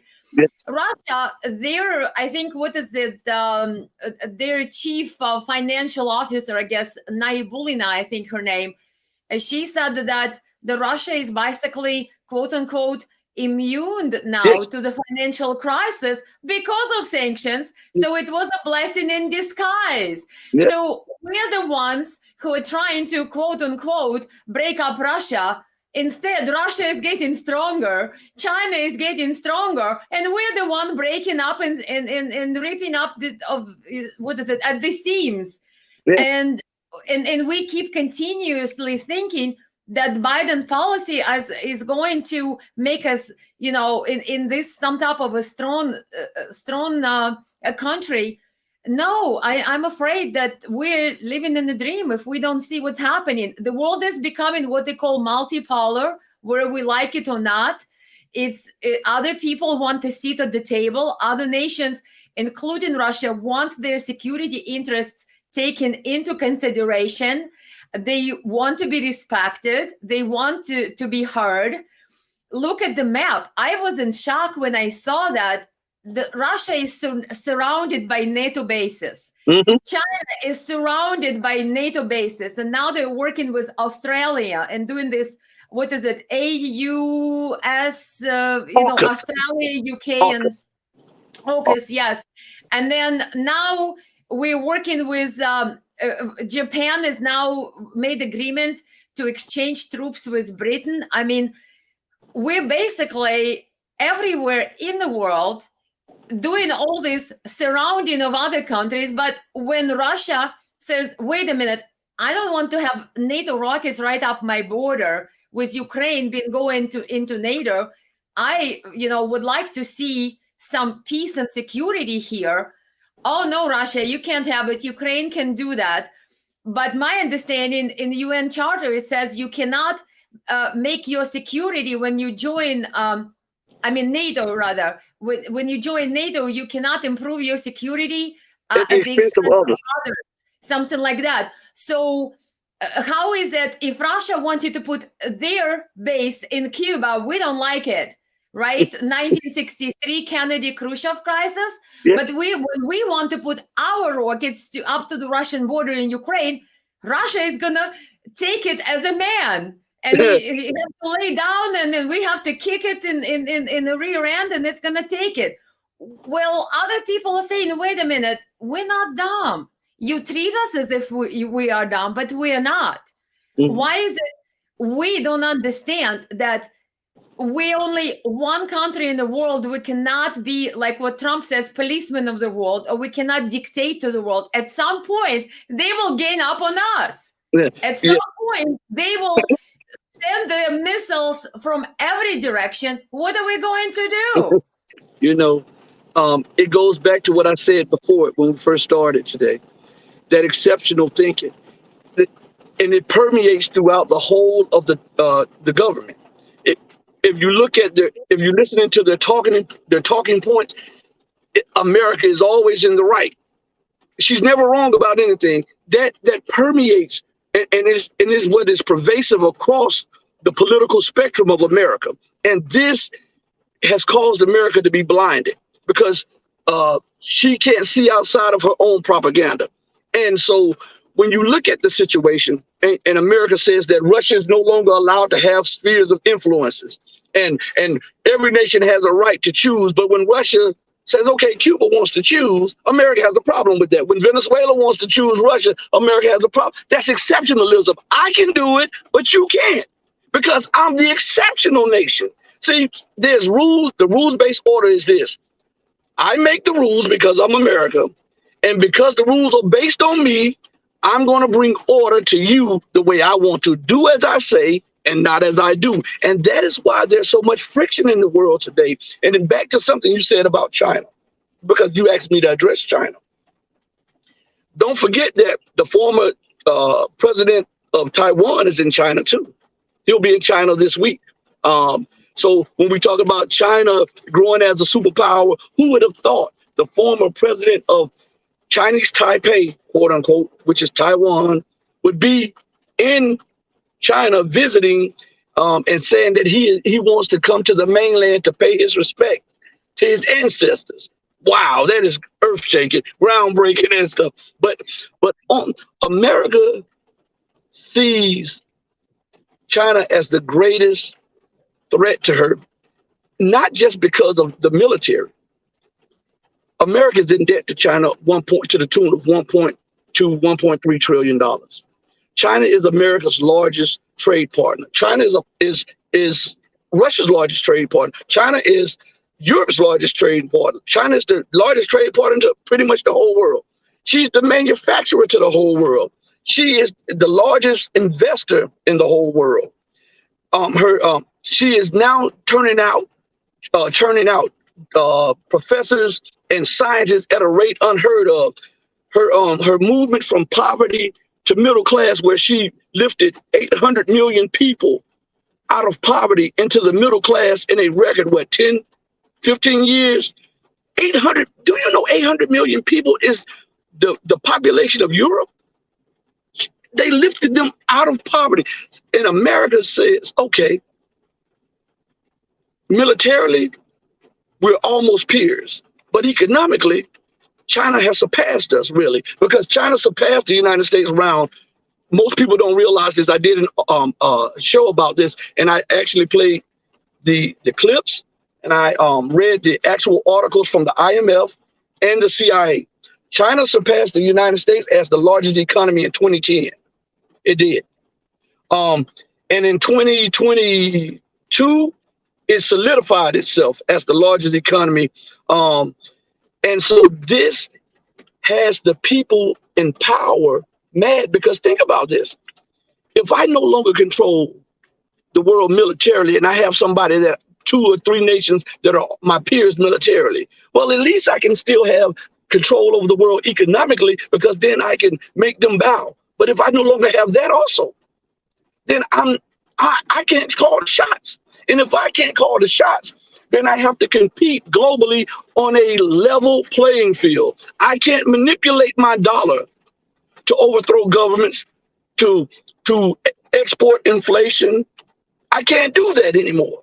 I have to live within my own means, and I have to compete with the entire world. And specifically, I have to compete with 1.5 billion Chinese.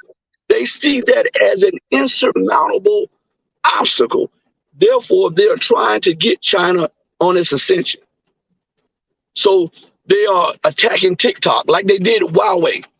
They're attacking anything and everything Chinese. Does that remind you of anything?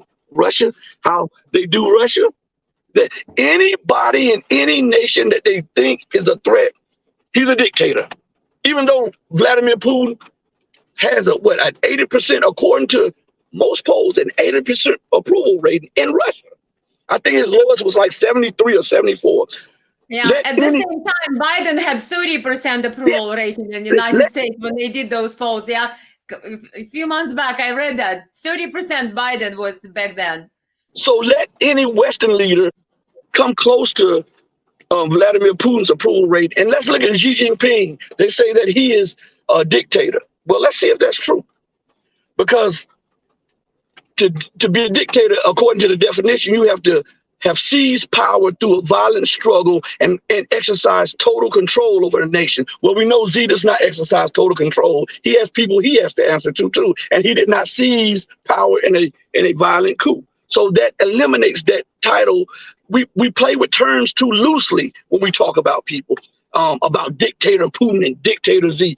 Well, let us do a little math here. Just say 50% of the people support Xi. That's still better than any Western nation. And if we look at the population, that's over 750 million people that support him. So he can't be a dictator in the terms of the normal, quote unquote, definition of dictator. Now, with that saying, America feels threatened because Russia is stable. If Russia was like it was after the collapse of the Soviet Union, America would be peachy with it. America feels threatened because China is stable. If China was unstable, then she would not even think about China. It's hard for their leaders to accept the new reality. There's a new paradigm. And in this paradigm, America is not the center of global politics, global trade. She does not control the levels of power like the IMF, the World Bank, and the UN Security Council.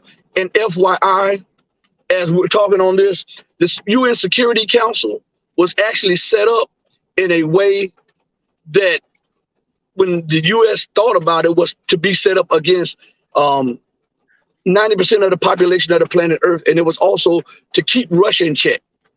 They actually China got its seat by chance. Most people don't know that, but you can go look this up. They wanted an all-white, all-Christian Security Council, and they had the reason they included China in the Security Council is because of their man who fled to Taiwan. His name skips me right now. The leader of Taiwan, the former leader of Taiwan. Yeah, yeah. Gosh, it's on the tip of my tongue. Yeah. I don't want to butcher it. Yeah, I know who you mean. Yeah. Well, he was Christian, and he was a puppet of the United States, and they wanted to have 4 seats in the Security Council to use them against Russia and make Russia the outcast. Well, the Soviet Union, I should say, the Soviet Union, the outcast. But they had the fight back then. Yeah. They had the fight with Russia back then. Yeah, Soviet Union. Yeah. So this new paradigm that is shaping up, this new world that is merging in on the old world, it is a world where the UK is irrelevant. The EU has little to no say, and America must sit at the table not as the boss, but as a participant. And this is unacceptable in the mind of exceptionalism. And they are prepared to fight, and they're prepared, believe it or not, from their actions. And my mom used to always say, when a person shows you who they are, believe them. So through their actions of waging wars around the world, it shows me they're prepared to put the lives of the people of Earth at stake to try to maintain their position. Therefore, they are prodding China and prodding Russia, 2 nuclear-armed, powerful militaries.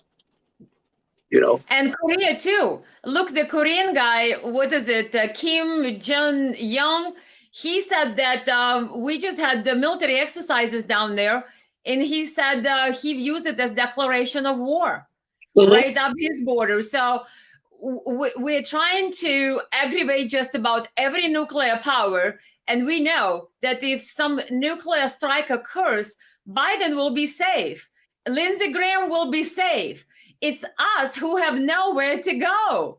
It's us and our children and our elderly who are not protected. But the politicians, the ones who are not fighting in any of these wars, other people's children losing their limbs, other people's children losing their lives, but not those politicians who are, having their bunkers ready anytime they want to. So with our American people better wake up. Is not true, Rasheed? That's why we're doing the show, that people have to realize that this is dangerous. We are in a dangerous situation. It's not time to, grill your hot dog and think that things are going to stay the same. Every day, it's like, I look at the news every day thinking, like Scott Ritter said, are we going to wake up tomorrow? We don't know, because there could be a mistake. Somebody could do something. There is an active war in Europe, and we're actively supplying weapons, intelligence, and everything. And you think that at some point, somebody will not say, hey, enough, maybe we need to spank this little American crowd there and send them some gifts from some submarines from somewhere. But yeah, it's very dangerous time. I actually read an article. You were right about energy and oil. Everything is about energy and oil. Mexico now at odds with Biden. And their president, Lopez, he told Biden that Biden is now trying to apply pressure because American oil producers, so oil companies, I believe Chevron and Marathon, have not received the preferential status licenses to operate there and whatnot. So the trade with Mexico is now down. I'm not sure what is it, 13, 18%, downwards of 20. And Biden told Mexican president that, hey, this is not cool, because Mexico made their own companies a little bit better, more preferential licensing, requirements than to the foreign companies. Well, if you think about it, wouldn't that be what we would like for Mhm. American companies? America first. So our people have, a better chance than to be derailed over some foreign competitors. Mhm. We have to kind of take our people's interest in consideration. But in case of Mexico, Biden is telling the Mexican president to either quickly fix it or else. And Mexican president responded. He said, States government thinks that they are the government of the world. Mhm. That's our neighbor that's saying, is not scary. What if Mexico decides to come over and say, hey guys, hello, you didn't expect us, but we arrived. Now we're taking over. You've been too much of a, what? This goes back again. Only in the minds of lunatics. When you have become inebriated on the idea of American exceptionalism, 2 and 2 never equals 4. It equals what you want it to equal. And anyone who says 2 and 2 equals 4 is insane to you. Now, the whole world knows that 2 and 2 equals 4. And the whole world saying, what kind of math is this guy doing over here? But in the mind of exceptionalism, they're right. Because America is all, this is what I'm saying. America, without the dollar being the global reserve currency, she's going to have to compete on a level playing field without the tricks, without the funny money books, without the sanctioning. Because a lot of people don't know this also. When America sanctions Russia, like what is that act that they had, the sanctioning Russia's some act they had. This is not just to deprive Russia of being able to have trade partners. This is not just about Russia's main economy. This is also to steal Russia's customers for her military hardware. And it's put money in the coffers of the Western MIC. And so in their eyes, this is fair. But when the playing field becomes fair for real, America is out competed each time. And this is something that is hard for them to digest or swallow. And instead of them investing billions in education and uplifting the educational standard, they're lowering the standard and defunding the educational system. And they don't realize that the educational system is what civilizes people. And if you have no civilization, you have no society. And now we see what that brings us. The inner cities and even the suburbs are devolving into war areas. You see drugs and that are rampant. And look at the hostility that an American shows another American. If you disagree with them, they'll pull out the pistol and kill you. Instead of accepting that someone has a different view from them. That is what I said at the beginning.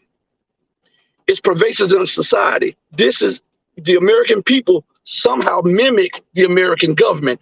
If you disagree with the American government, that is unacceptable. She demonizes you as a nation, as a leader. She vilifies you. Then she starts economic war against you. And if that doesn't work, she tries to overthrow your government. If that doesn't work, then she resorts to violence. If you look at the people on the street, if they disagree with you, it becomes a heated argument. And the first thing that they resort to is violence instead of trying to hammer out this stuff.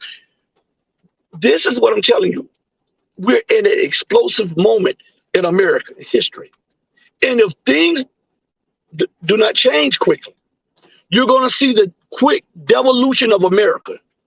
And it is going to be Mad Max-like, with the explosion of debt, the growing homelessness, hunger, the unemployed, the wars. And the people are seeing that you can always find money. You can always find money to wage a war or to help somebody else out and ignore your own citizenry. All of this is the recipe for global explosion and collapse. So with that said, I'm telling you, I don't see anything good in the next 5 to 10 years. I see the collapse of America because the leaders, again, go back to what I said. When a person shows you who they are, believe them. And the American government has shown us that they are inept, corrupt, arrogant, and they and don't care foolish. about us. They don't care about us, and they don't care about our people. Our people are sleeping on the street. If somebody wants to go and watch on YouTube the videos from Seattle and how people are living in the tents on the sidewalk, and people are dying right there, and it's all over United States. Look at Pennsylvania, Philadelphia. There are plenty of videos like this on YouTube. Our own people, our veterans are homeless. They're dying in the streets with no help. And look at the VA system. The guys who come back from all these wars where they lost life and limb, they're saying they can't get good health care. Yeah. Our people cannot get good health care, but we're paying for Ukraine health care, social packages of Ukrainians. We pay salary of Zelensky, parliament member. We pay Ukrainian social packages, health care and all that. But we don't pay our own people health care and social packages, but we pay for the other country whom we don't even have a border with. Our own people are being robbed to pay people overseas for the Biden's policies or whoever else is driving this entire madness, Newland, deep state, I don't know. People can call them whatever they are, but the truth of the matter, you said it. They don't care about us. They only care about to take our money and do with it what they please. And do with it what they please. While our own people are dying on the streets on the cardboards. And like you said, Rasheed, if this doesn't change, this may end very badly. I lived through collapse of Soviet Union. That's why I'm very concerned with what I see. And that was one of the reasons that I ran for Congress. I saw the direction that America is going and said, we need to save America. We need to save our country. We are going to be dying if we keep on this path. And Soviet Union collapsed in one day. One day. Nobody could have believed it because it was not like a gradual, oh, maybe we're gonna just, no, it in one day was over. And our country, if we ignore our own people, if we ignore what's happening, if we ignore the fact that politicians are basically sold us out, one day we may not have a country if this keeps going. So we all need to speak up if we can. I encourage everybody to call Jim Jordan, the congressman, the United States congressman, who is now heading committee on weaponization of government, and tell him we need to protect the free speech from big tech. We need to do that. If we don't have free speech, might as well forget America. That's a First Amendment, right, Rasheed? Yes, so, that's absolutely right. We could speak up. We could disagree if we need to. We could dispute and debate, but we would be true Americans and not some slave nation that big tech and corrupt politicians want us to be turned into. Meaning, just pay your dues, just pay your bills, and we'll do whatever we want with you. And if somebody wants to nuke you while you're at it, too bad. We've got the bunker. We're safe. So adios, amigos. That's kind of like what it seems what they're doing to us. So let me go back and let you say something at the final thoughts, and I'll play some comments.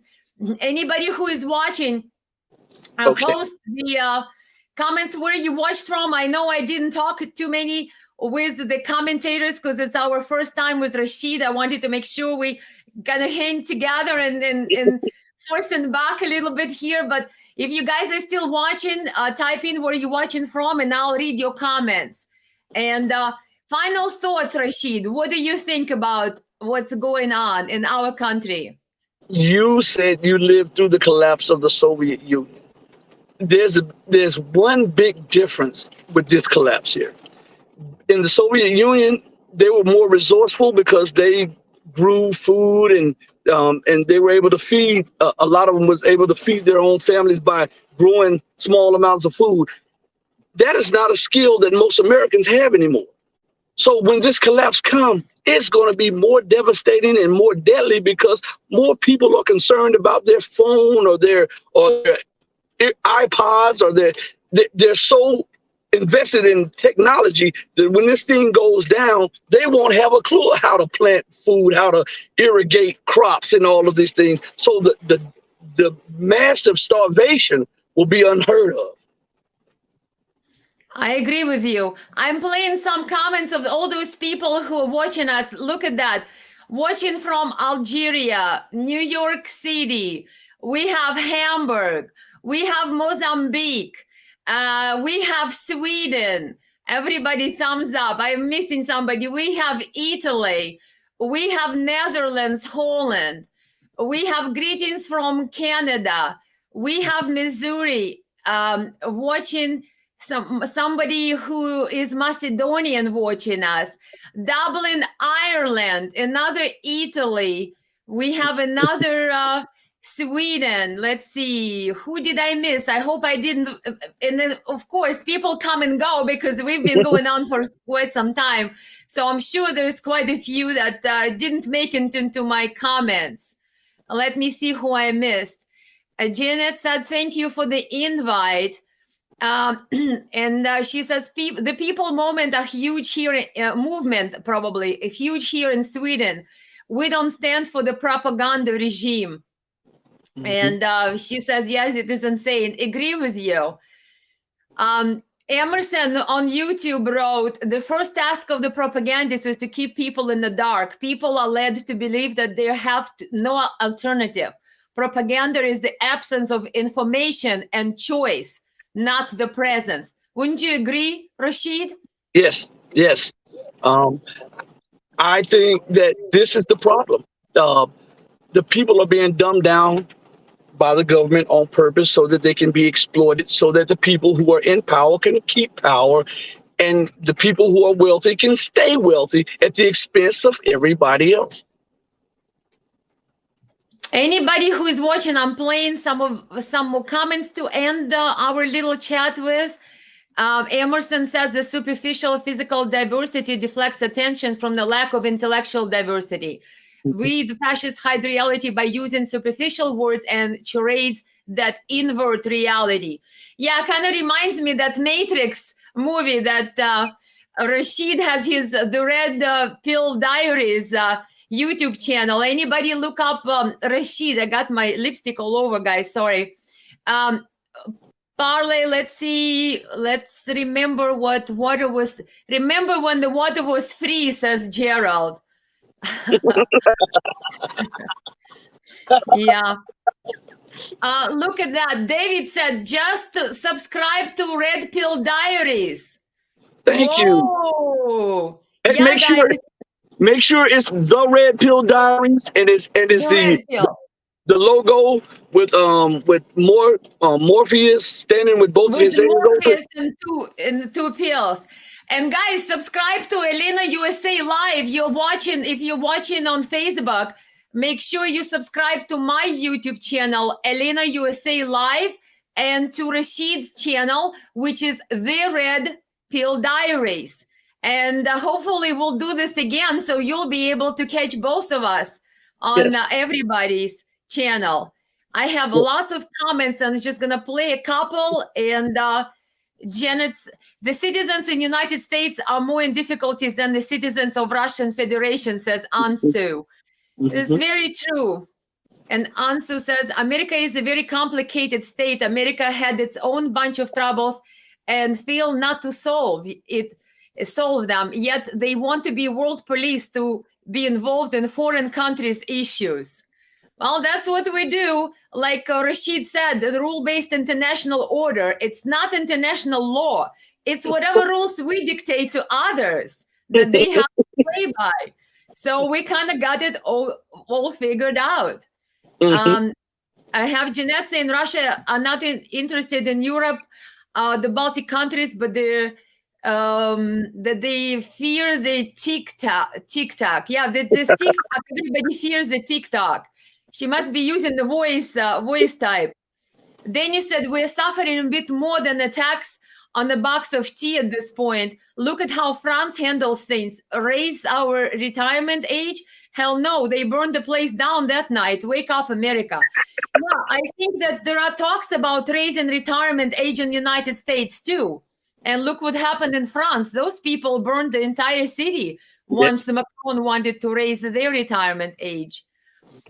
So everybody, there is so many comments. I'll just play a few because this is our first time. So we went a little bit longer and didn't talk to you in between, guys, which I usually do. And like Rasheed says, sometimes I play videos and then we comment. We can do it some other time this way.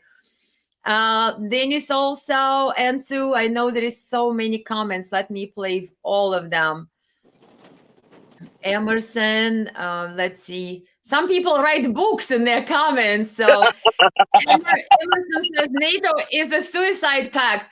Suicide is not defense. The NATO protection pact racket provokes war, then offers to protect us from the huge fee. The lucrative wars decrease security and jeopardize survival. Well, that's very sad that we turned into the bully. Basically, the entire world sees us and our NATO presence as a threat. You know, like how long are they going to take it? We have somebody whose name I cannot read. I don't know if you can, Rasheed. And he says, I warned about such decline in my humble poems years ago. I wish I could learn what looks like Arabic. I don't know. I can read Hebrew, but not Arabic, you guys. You have to give me some translation to your names next time.